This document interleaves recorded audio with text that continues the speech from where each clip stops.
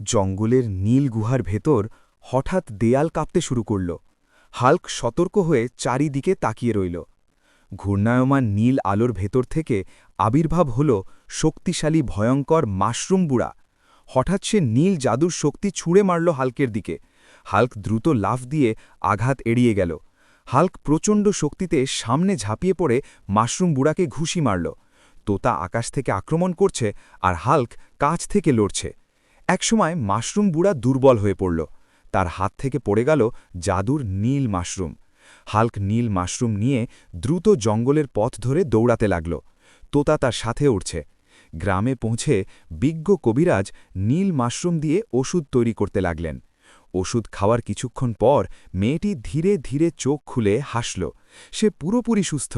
Hulk মেয়েকে জড়িয়ে ধরে বলল, এমন গল্প পেতে সবাই লাইক দিয়ে চ্যানেলটি সাবস্ক্রাইব করে নিন।